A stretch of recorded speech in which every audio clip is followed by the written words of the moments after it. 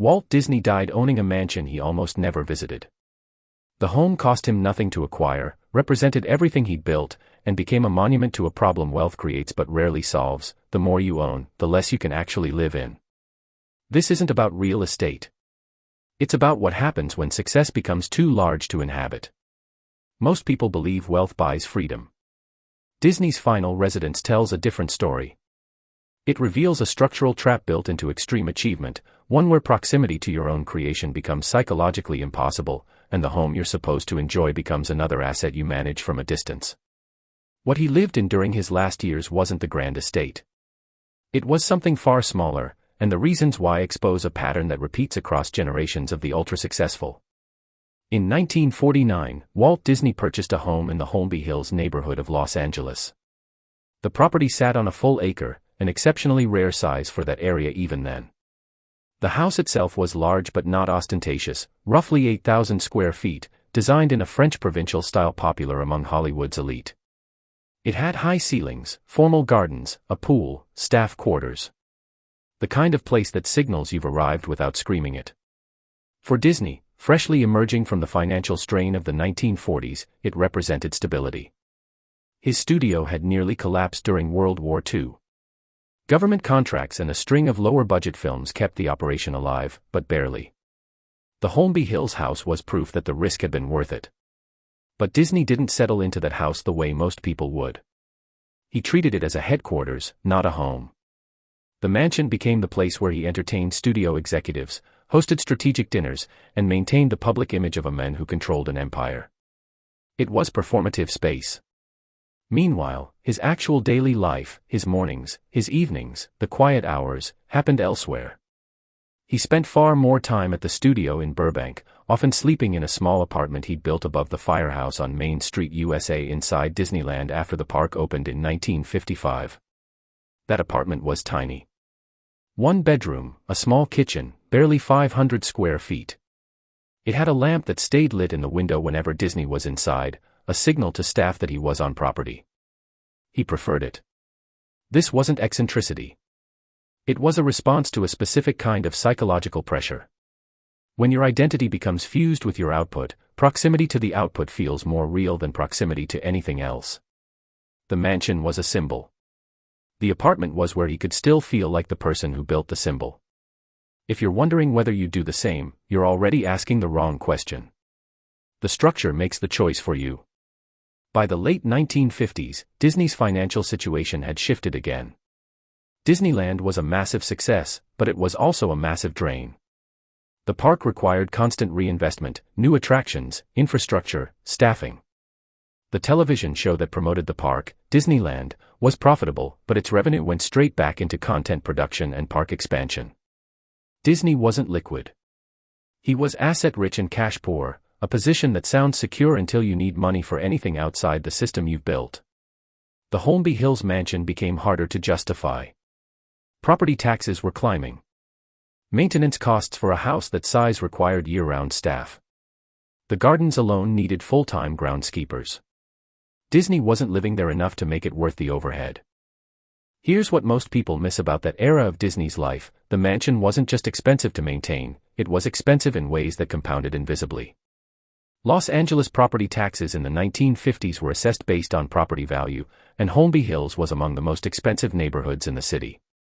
A home of that size, on that land, carried annual property taxes in the tens of thousands of dollars, significant money even for someone of Disney's stature. But beyond taxes, there was insurance, utilities for 8,000 square feet of climate-controlled space, regular maintenance and repairs on aging infrastructure, landscape services, pool maintenance, pest control, security. Then there was staffing. A house like that required a minimum of 2 full-time employees just to keep it functional: housekeeping, cooking, grounds management. If Disney wanted the house to be ready for entertaining on short notice, which was part of its purpose, the staff had to be permanent, not seasonal. That meant salaries, benefits, payroll, taxes. The total annual cost of simply keeping the mansion operational, whether Disney was there or not, likely exceeded $100,000 a year in 1950s dollars. Adjusted for inflation, that's close to $1 million annually today, spent on a home he visited sporadically. And here's the mechanism that traps people at this level: you can't scale down without signaling retreat. If Disney sold the Holmby Hills house in 1958 and moved somewhere smaller, the press would have asked why. Industry insiders would have speculated about financial trouble. Competitors would have sensed vulnerability. The mansion wasn't just a home. It was a bulwark against perception. As long as Disney owned it, he looked untouchable. The moment he sold it, questions would start. So he kept it, even as it drained resources he needed elsewhere. In 1950, a few years after purchasing the Holmby Hills home, Disney had also acquired a second property, a small, casual house in the Smoke Tree Ranch community near Palm Springs. It was the opposite of the mansion: low, modest, desert modern. No staff quarters, no formal entertaining spaces. It was built for privacy, not presentation. Disney spent more time there than in Holmby Hills, and when he was at Smoke Tree, he wasn't working. He was sitting by the pool, playing with his model trains, reading. The ranch became his psychological exit from the machinery of Walt Disney Productions. The contradiction was sharp. He owned the grand estate. He lived in the small ranch and the firehouse apartment. The mansion was the life he'd purchased. The ranch and the apartment were the life he could still recognize as his own. By the early 1960s, Disney barely visited Holmby Hills at all. He couldn't sell it; selling would have been a public signal of decline, and Disney was fanatical about image control. So the house sat, maintained, staffed, heated and cooled, a monument to wealth that had become functionally useless. What makes this more than personal preference is the financial mechanism underneath. Wealth at this scale doesn't simplify life. It creates parallel infrastructure that consumes resources whether you use it or not. Disney was paying to maintain a home he didn't need while living in spaces that reflected who he actually was. The system rewarded the appearance of success over the experience of it. And because the mansion was tied to his public identity, he couldn't disentangle from it without looking like he was retreating. The trap wasn't financial. It was reputational. Then the Florida project began. In the early 1960s, Disney became obsessed with a new idea: a second theme park, far larger than Disneyland, built on cheap land in Central Florida where he could control the entire surrounding area. The project that would eventually become Walt Disney World consumed him. He spent months flying to Florida, meeting with planners, buying land through shell companies to avoid price inflation. It was the largest private land acquisition in modern American history, 27,000 acres. The secrecy required was extreme. If sellers knew Disney was the buyer, prices would have skyrocketed. So he stayed quiet, and the deals moved forward. The land purchases were structured through dummy corporations with names like Latin American Development and Management Corporation, Tomahawk Properties, and Reedy Creek Ranch Corporation. Disney's lawyers set up the shell companies specifically to obscure his involvement. Land in Central Florida was cheap, swamp, mostly, with poor drainage and frequent flooding. But it was also vast and available. Disney could buy thousands of acres for the price of a few hundred in California. Between 1964 and 1965, the shell companies purchased parcels from dozens of individual landowners, many of them small farmers or families who'd held the land for generations. They sold for $100 to $300 an acre, unaware they were selling to Disney. When the announcement finally came in 1965 that Walt Disney was building a massive resort in Central Florida, land prices in the surrounding area exploded overnight.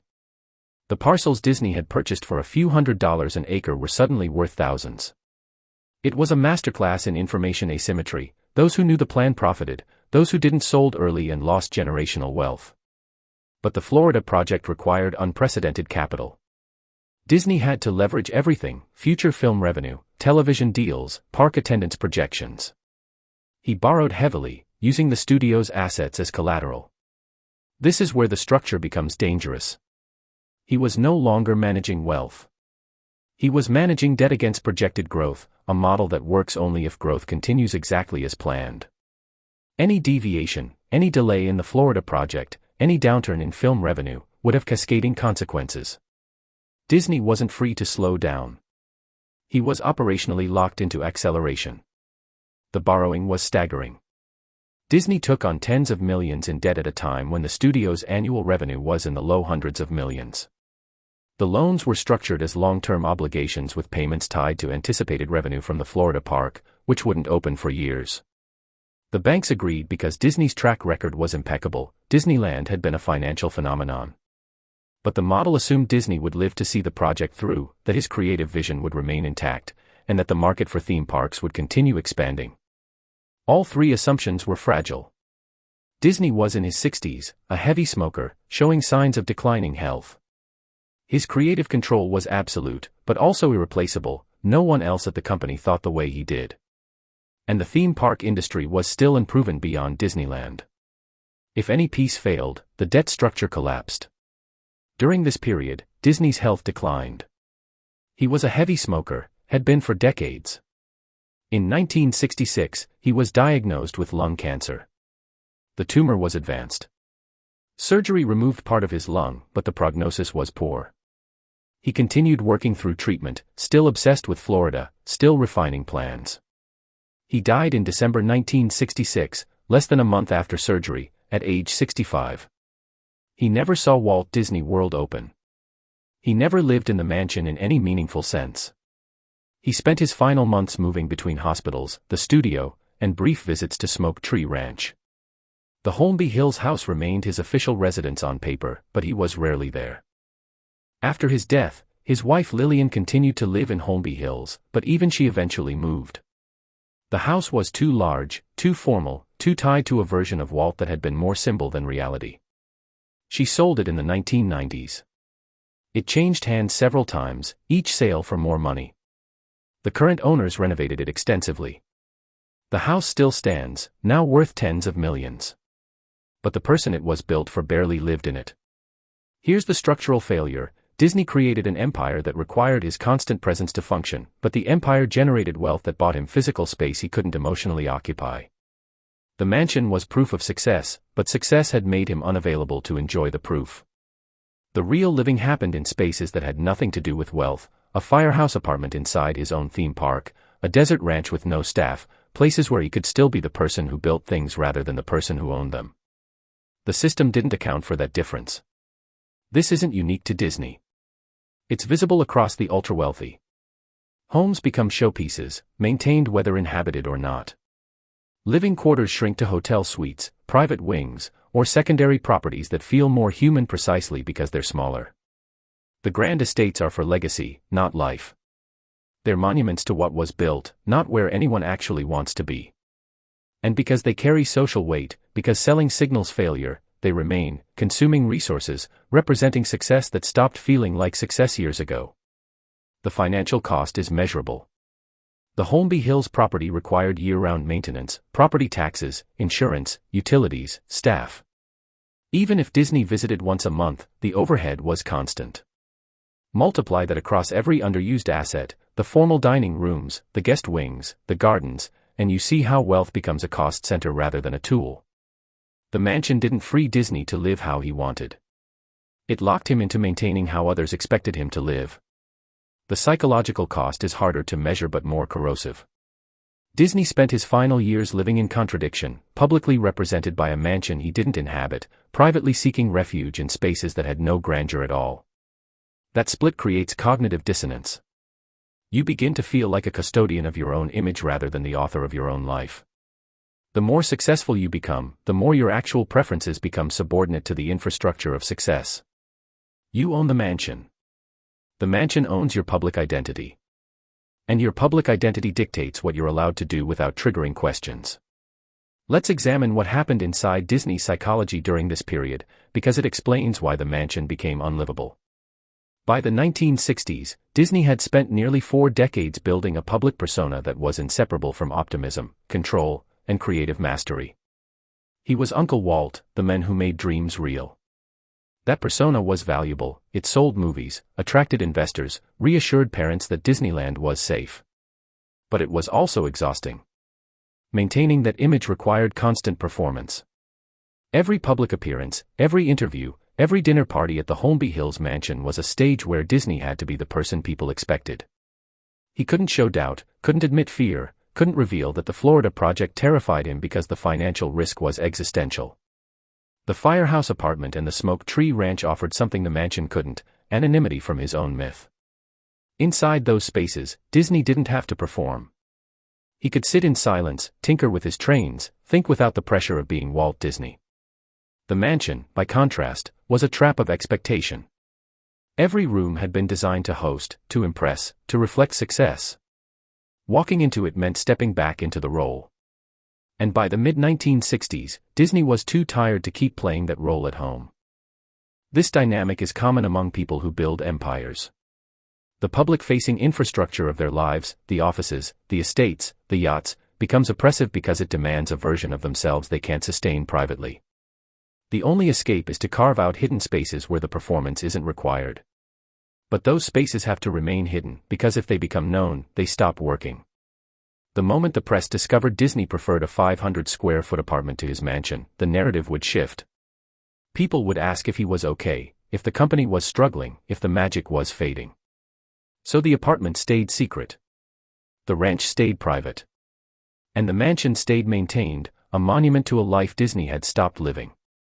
After Disney's death, the company continued to grow exponentially. Walt Disney World opened in 1971, 5 years after he died. It became the most visited theme park on Earth. The company expanded into hotels, cruise lines, media conglomerates, streaming platforms. The Holmby Hills mansion became a footnote, a biographical detail mentioned in documentaries but irrelevant to the larger story.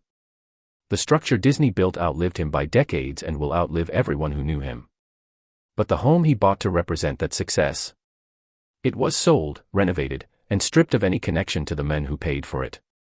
This is the unresolved part. Wealth is supposed to buy control over your environment, your time, your choices. But past a certain threshold, it inverts. Your environment is determined by reputation management. Your time is consumed by the infrastructure required to maintain liquidity. Your choices narrow to those that won't destabilize the systems you've built. The mansion becomes a cage dressed as achievement. And the only escape is to live somewhere smaller, quieter, invisible, the places Disney actually chose when no one was watching. If you're wondering whether the people around Disney noticed this contradiction, the answer is yes. His brother Roy, who managed the studio's finances, understood that Walt's personal priorities didn't align with the public image. But the image was part of the business model. Walt Disney the man could live in a firehouse apartment. Walt Disney the brand required Holmby Hills. The company benefited from the illusion of effortless success, and the mansion was part of that illusion. So it stayed. Roy Disney, who was 8 years older than Walt, had spent his entire career managing the financial chaos his brother created. Walt was the visionary, Roy was the operator. Walt conceived Disneyland, Roy found the financing. Walt wanted to make Fantasia, Roy figured out how to keep the studio solvent when it lost money. By the 1960s, Roy was in his 70s, exhausted, ready to retire. But Walt's Florida obsession pulled him back in.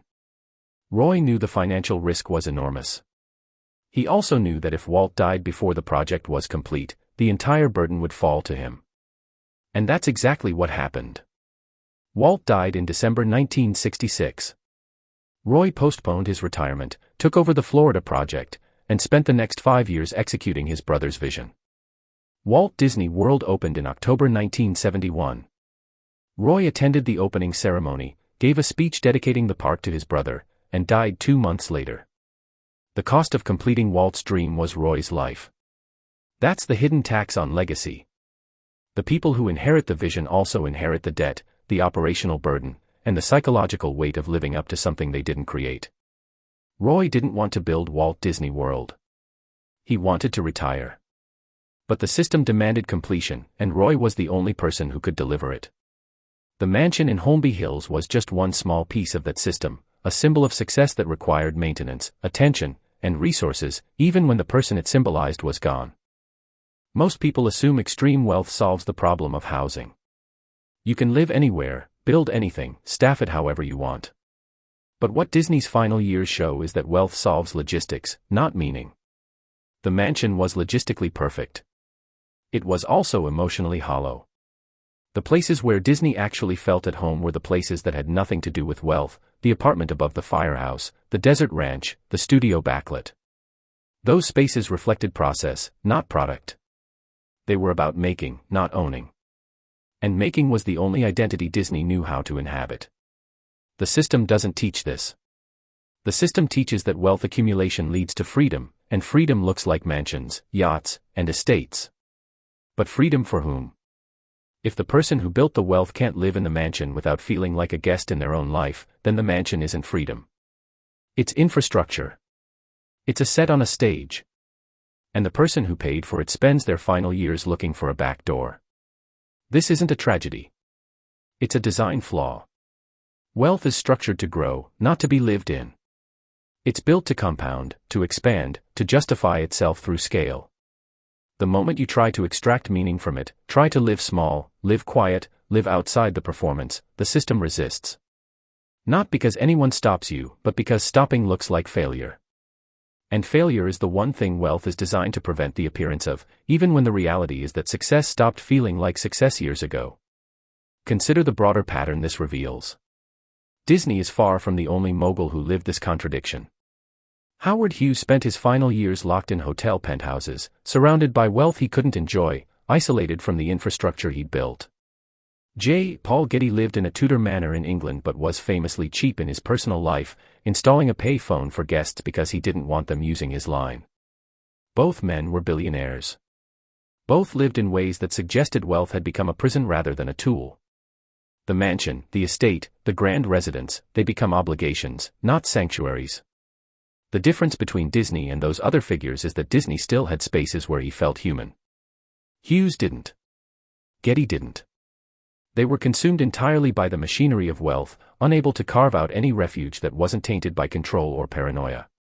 Disney, at least, had the firehouse apartment and smoke tree ranch. He had places where he could sit quietly and remember what it felt like to build something with his hands, to imagine something that didn't exist yet. Those spaces saved him from complete alienation. But they couldn't save him from the mansion, because the mansion wasn't optional. It was structural.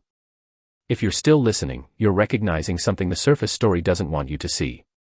Disney's mansion wasn't a home. It was a hedge against being seen as anything less than dominant. And that hedge cost him the ability to live in the spaces that actually mattered to him. The structure won. The individual adapted. And the mansion stands today, worth more than ever, inhabited by people who never knew the men who built it but who understand exactly what it represents, proof that you made it, even if making it meant you could never really arrive. The question left unanswered is whether this pattern is avoidable. Can extreme wealth exist without this inversion, or is the inversion built into the structure itself? Disney's life suggests the latter. The more he built, the less freedom he had. The more he succeeded, the more he had to maintain the appearance of success. The mansion was just the most visible symbol of that trap. But the trap was everywhere, in the debt structure of the Florida project, in the expectation that he would always have the next idea, in the public persona that couldn't afford to show weakness. Wealth didn't free him from those pressures. It amplified them. And in the end, the only freedom he had was in the places no one knew about, the places too small to be worth documenting, the places where Walt Disney could stop being Walt Disney and just be a man who liked trains.